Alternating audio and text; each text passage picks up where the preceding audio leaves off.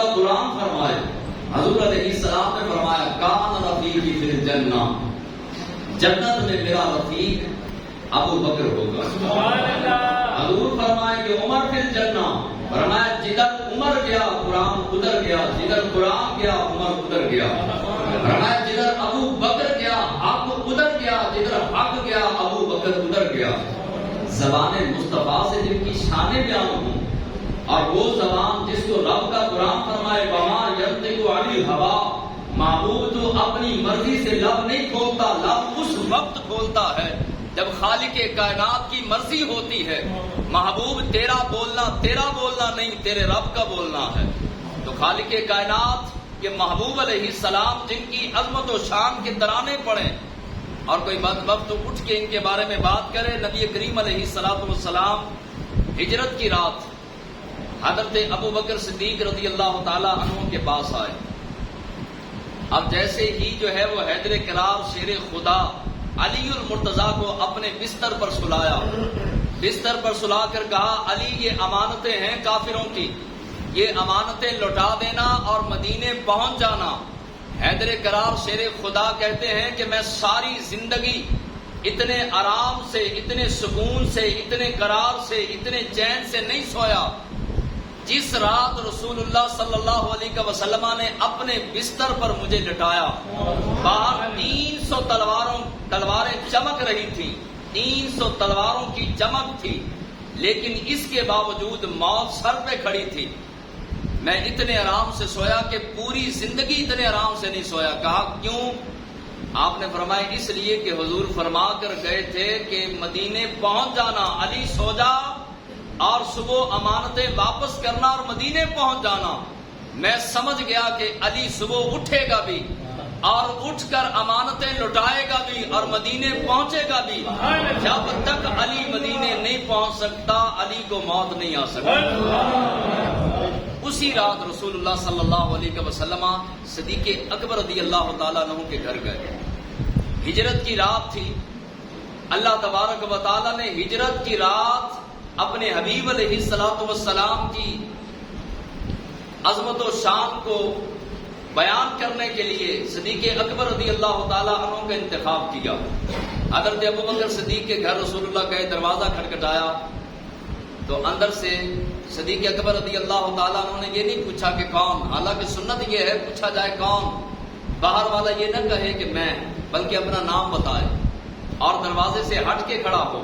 اللہ کے حبیب علیہ السلام نے دروازہ کھٹکھٹایا تو صدیق اکبر دروازہ کھول کر سر پر سامان کی گٹھری ہے. حضور نے فرمایا کہ یہ کیا معاملہ ہے، تجھے کیسے پتا کہ میں آیا؟ کہا یا رسول اللہ جب سے آپ نے فرمایا تھا کہ ہم ہجرت کی رات اکٹھے سفر کریں گے تو اس دن سے آج تک میں سویا نہیں، ہر رات آپ کا انتظار کرتا تھا کہ آپ تشریف لائیں اور میں آپ کے ساتھ جو ہے وہ چلوں. ہر رات دروازے کے ساتھ لگ کے آپ کا انتظار کرتا ہوں. اور صدیق اکبر رضی اللہ تعالیٰ عنہ نبی کریم علیہ السلام کے ساتھ گئے اور غار میں موجود ہے. رب فرماتا ہے ان اللہ معنا.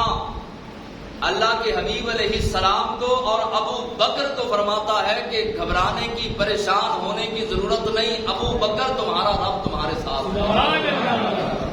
اے محبوب آپ کا رب آپ کے ساتھ ہے. اے صدیق اکبر آپ کا رب آپ کے ساتھ ہے، گھبرانے کی ضرورت نہیں. لہذا جن کو رب فرمائے کہ میں ابو بکر کے ساتھ ہوں تو ان کے بارے میں کوئی کمزور لفظ بولے وہ خود تو جہنم کا بالن، جہنم کا ایندھن ہو سکتا ہے، ابو بکر کی عظمت میں کوئی فرق نہیں آ سکتا. اللہ کے حبیب علیہ السلام تشریف فرما تھے. حضور علیہ السلام نے فرمایا انسان کے اندر 360 خصلتیں ہوتی ہیں، 360 خصلتیں ہوتی ہیں، اور اگر ایک خصلت بھی کسی کے اندر پائی جائے تو اللہ تبارک و تعالیٰ قیامت کے دن اعلان کرے گا کہ میرے بندے 360 خصلتوں میں ایک خصلت تیرے اندر پائی جاتی تھی. لہذا جنت کے 8 دروازے ہیں، جس دروازے سے چاہتا ہے داخل ہو جاتا. حضرت ابو بکر صدیق بھی بیٹھے تھے، حیدر کرار شیر خدا بھی بیٹھے تھے. اوپر آواز آ رہی ہے؟ بھائی کون ہے؟ بھائی کون ہے؟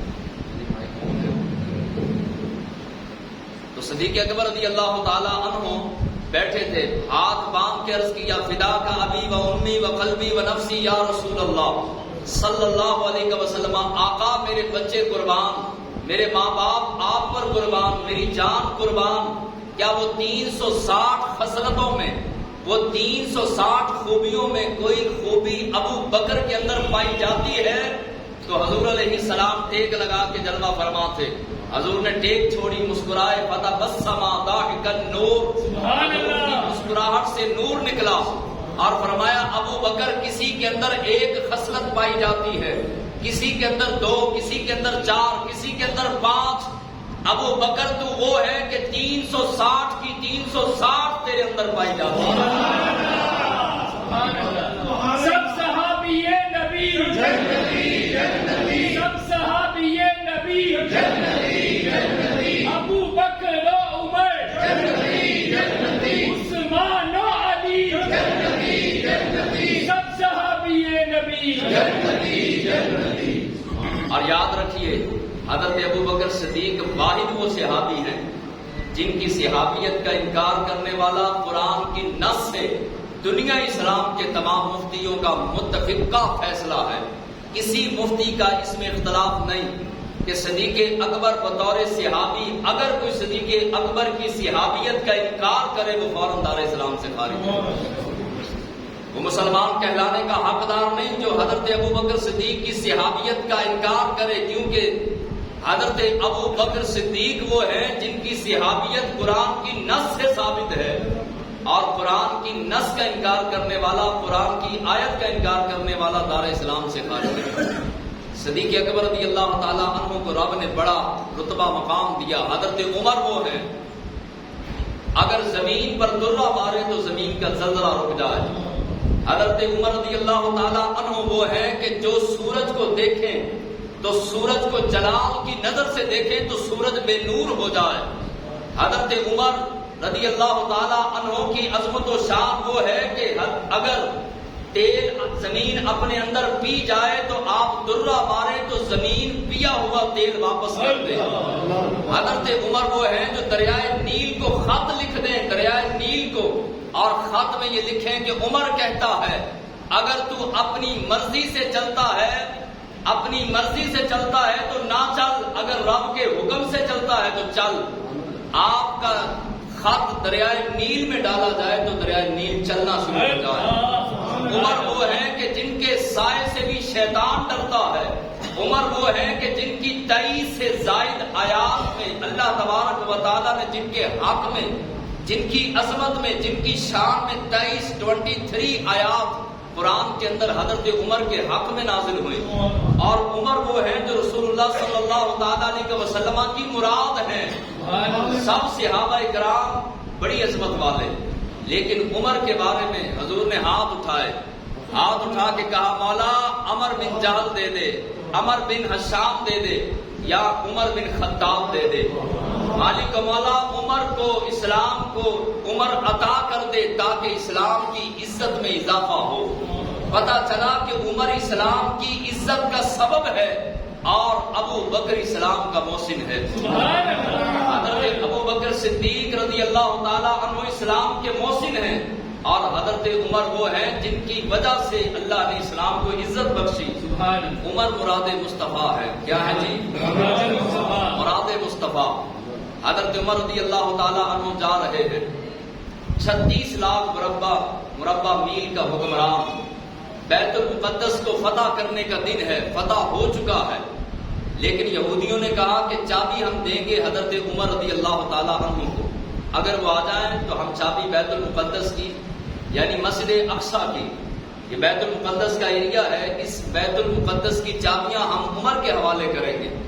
حضرت عمر رضی اللہ تعالیٰ عنہ، آپ کی سادگی اور عاجزی کا عالم یہ تھا کہ جب آپ نے اپنی خلافت کا پہلا جمعہ پڑھایا تو جمعے والے دن بھی آپ نے جو تہبند باندھا تھا 14 یا 16 پیبند لگے تھے اس تہبند پر.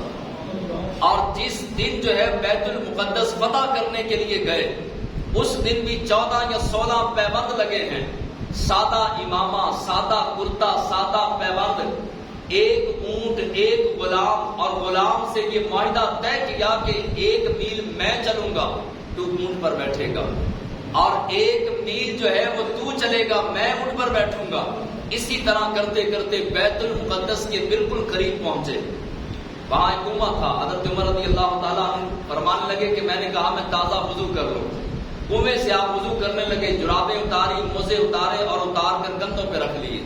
عاجزی دیکھیں، اتنا بڑا بادشاہ کہ 36 لاکھ مربع میل کا حکمران ہو، کافر جس کا نام سن کر کافروں کی ٹانگیں کانپتی ہوں، اور کافر جو ہے وہ کافروں کے محلات میں جس کا نام سن کر زلزلہ آ جاتا ہو، وہ عمر اپنے موزے اتار کے کندھوں پہ رکھتے ہیں۔ تہبند پر 14 پیبند لگے ہیں، سادہ امامہ ہے، ہاتھ میں سادہ تلوار ہے، ایک غلام ہے، ایک اونٹنی، کوئی پروٹوکول نہیں۔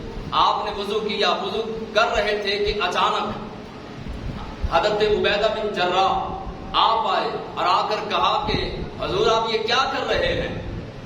آپ نے اپنے موزے کندھوں پہ رکھے، آگے ہزاروں کی تعداد میں یہودی کھڑے ہیں، بڑے بڑے چودھری کھڑے ہیں، اتنے امیر زادے کھڑے ہیں، اور وہ دیکھنا چاہتے ہیں کہ مسلمانوں کا امیر، مسلمانوں کا بادشاہ کس شان و شوکت سے آتا ہے، اور آپ نے موزے کندھوں پہ رکھ لیے۔ بھلا یہ کندھوں پہ رکھنے والی چیز ہے، آپ اس کو جیب میں ڈالیں۔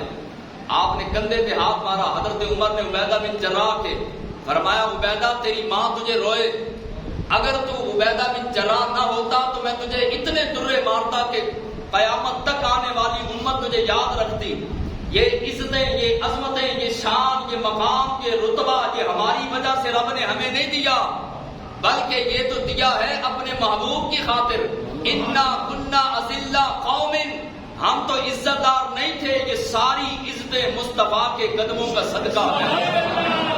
جتنی عظمتیں رب نے دی مصطفیٰ کا صدقہ دی۔ حضرت عمر بیت المقدس کا دروازہ داخل ہوتے ہیں، اس شان سے غلام کو اونٹنی پر بٹھایا، خود اونٹنی کی لگام پکڑی۔ جب بیت المقدس کے دروازے میں گئے، آگے بڑے بڑے چودھری، بڑے بڑے امیر، یہودی بھی نصرانی بھی کھڑے ہیں، ہنسنا شروع کر دیا۔